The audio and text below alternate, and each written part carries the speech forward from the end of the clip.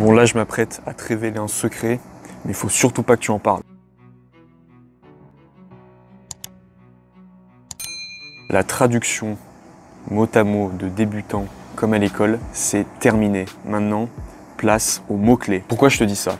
Parce que t'as bien vu, hier j'ai sorti une vidéo sur comment parler anglais au quotidien. Et à un moment, je te disais que les idées principales, c'était le plus important pour apprendre l'anglais. Comprendre l'idée principale, c'est la meilleure chose à faire. Repérer les keywords, comme on dit en anglais, c'est repérer donc les idées principales, les mots-clés.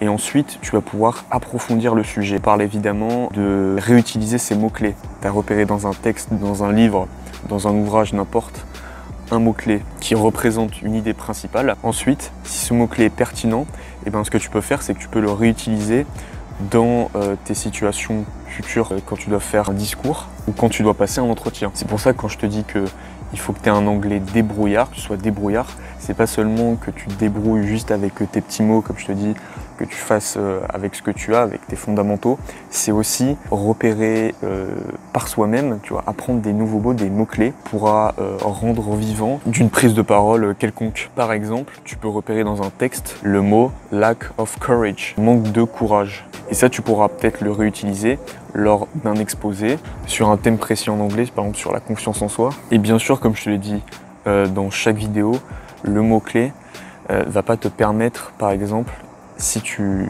t'étudies un texte, juste repérer l'idée principale et le mot-clé va pas te permettre de comprendre à 100% ce que veut dire le texte, mais il va pouvoir te permettre de limiter le hors-sujet. Tu lis un texte, tu sais déjà de quoi ça parle. Ensuite, il te permet d'avoir un esprit de synthèse. Tu noies pas le poisson. Quand tu vas avoir une situation un peu inattendue, il y a un problème, un gros problème urgent, par exemple, il y a le feu, les pompiers qui arrivent et qui demandent comment ça s'est passé.